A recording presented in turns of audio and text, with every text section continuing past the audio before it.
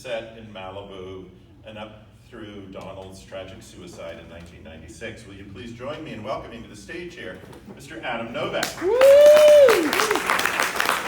Yeah! Woo! Yeah!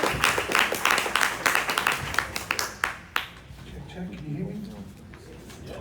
See it on now. How did you come to meet Donald Campbell? First of all, the space is amazing. I've never been here before, and it's magical, to say the least. 30 years ago, I was a 25-year-old reader at William Morris, and his agent called me into his office and said, I just read this script, it's too weird for me, you deal with it. I said, okay. And I read the script, and it was amazing. And the next thing I know, the agent says, take him out to lunch. You got an expense account, use it. So I took Donald and Gina out for lunch. And the next thing I know, the agent is giving me all the scripts that they've written in the last 10 years, including a novel that he had written with Marlon Brando. And so, of course, the agent said, I want you to do coverage on Fantan, Donald's novel with Marlon Brando that never got made. And that was amazing. And the more I started reviewing Donald's unproduced screenplays, the more I realized that I was being given a client that was largely unproduced and made no money for the company, and that's why they gave him to a 25-year-old reader. I was never Donald's agent. I was his advocate. And inside the agency walls, I dealt with his agent who was friendly to Donald and Gina and the other agents in the second floor of the motion picture department who treated him with depraved indifference. So the funny part about hanging out with Donald and Gina was that we just became friends after I had read all their scripts and didn't think I was going to move the needle for them professionally. One night, Gina called and said, we're looking for a fourth for dinner. Will you meet us at Café des Artistes at 8 o'clock? And Café des Artistes, I don't think it's around anymore, but Yeah, it was a rather gone. she place on Cosmos. And I had trouble finding it because it had no signage. And I show up at this beautiful restaurant and really elegant. And I show up and they're waving at me. And there's Gina and there's Donald. And then there's this guy in a purple sweater. And it was Mick Jagger. And I'm frozen because, of course, Gina didn't tell me that I was the fourth to dinner with Mick Jagger, wearing this purple sweater. It was so famous that he glowed. And his face was so craggy that I thought I could put my fist between his face. And the whole night, all Donald and Mick talked about was Liverpool versus Manchester United. And they talked about this match on the pitch. And Gina and I were talking. And at the time, I was Charlie Sheen's personal scriptreader. And at one point, Mick Jagger asked me to pass him the breadbasket. And when I handed him the breadbasket, I held on to it. So we were kind of holding the breadbasket at the same time. And I said, you know, my uncle, Brian O'Doherty, wrote that novel, The Strange Case of Mademoiselle P, which I knew that his producing partner, Victoria, of Jagged Films, had just the previous week called my uncle's apartment in New York about his first novel, The Strange Case of Mademoiselle P. And I said, you know, my uncle wrote The Strange Case of Mademoiselle P. At which point Mick Jagger looked up and said, your uncle wrote that book. Donald, Gina, you guys should write the screenplay. His uncle wrote the most amazing novel. And all of a sudden the ice was broken. And the next thing you know, he's asking me what scripts have I read that I like. And I said, well, I like the script called Free Jack, which I had read with Charlie Sheen, which Charlie's brother Emilio ended up doing. Mick Jagger had played the villain.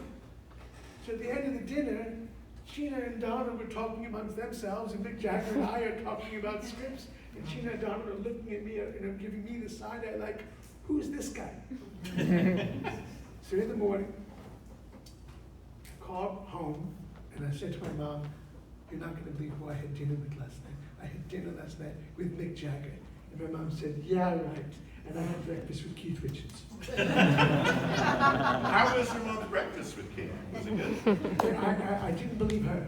I didn't believe her. Now, Wild Side, which was Donald's last film, is a kind of notoriously difficult production. Can you share some memories, and why was it so difficult for Donald as a director? Well, the film you're about to see, everyone, if you know this, when James Fox finished making this film, he quit acting, and he became a devout Christian and gave up acting for 10 years. And the agents at William Morris were afraid of Donald because they said, I'm not putting my client in this guy's movies, because he had a tendency to sort of mindfuck people and get performances out of them. And I didn't appreciate that until I read the script that Donald and Gina had, a new script. This wasn't an old one. And Donald and Gina took me out to lunch and said, Donald just turned down a job. I said, really? The subtitle was, somebody offered you a movie to direct? I said, yeah, it's a sequel to a Ken Russell film called Whore with Teresa Russell. And Donald just said, I can't have Whore 2.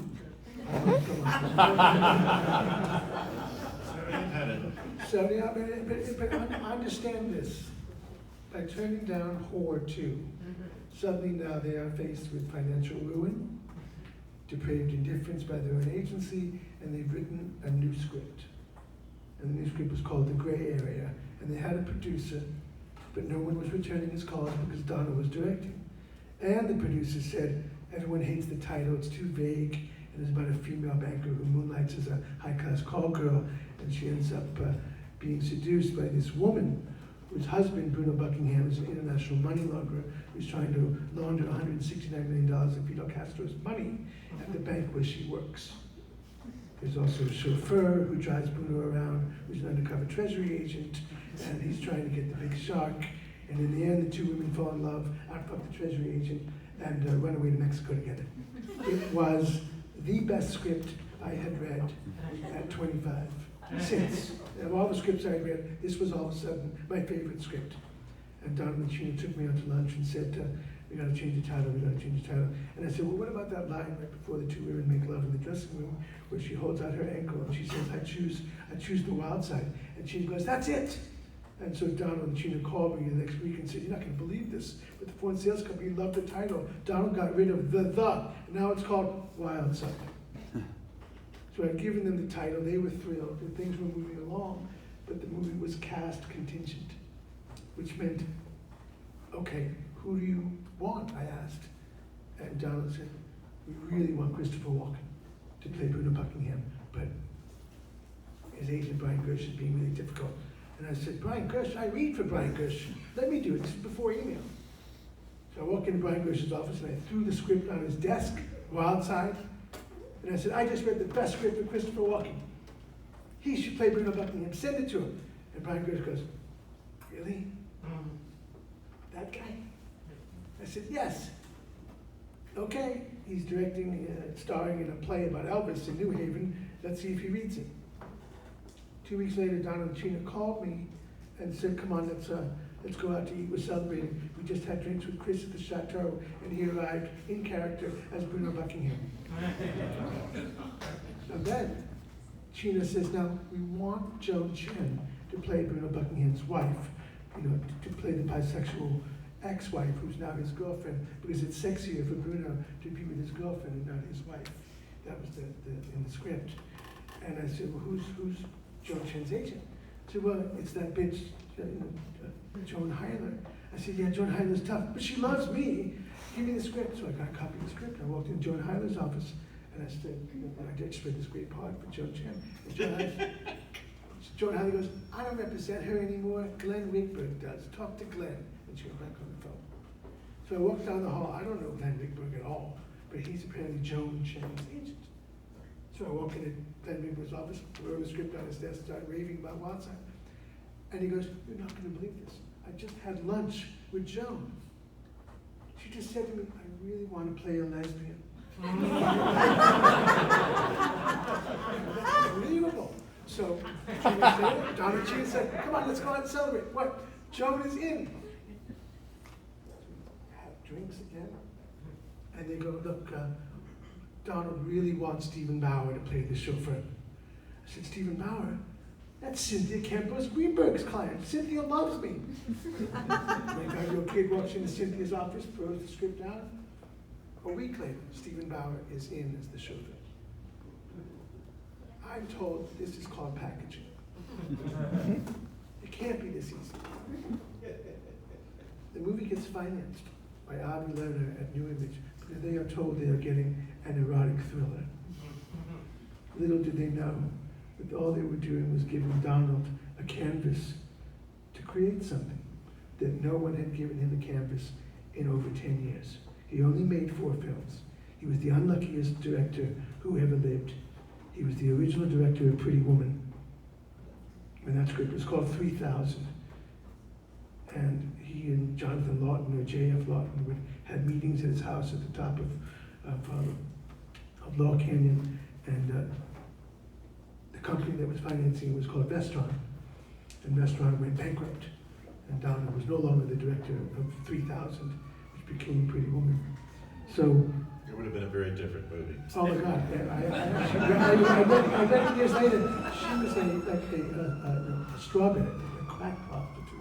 It was really not quite the Carrie Fisher. Oh yeah, no, it was a really dark script originally. 100%. Incredibly, yeah, not the Pretty Woman that we. The businessman no. leaves the hooker on the corner where he picks her up. She doesn't rescue him right back in Donald's version. Well, I want to thank you so much for joining us here. As you can see from this original image that we just lost, but basically, Jagger's Sadist movie finally released. A heavy, evil film. Don't see it on acid. Performance for many years was considered to be like, almost like Texas Chainsaw or Night of the Living Dead. It was like a taboo film. There was an evil aura attached to it, hence the X rating. I hope you all enjoy it. Is there anyone here who's never seen Performance before? Wow. You are in for something really wild. Adam, thank you so much for joining us here and sharing that.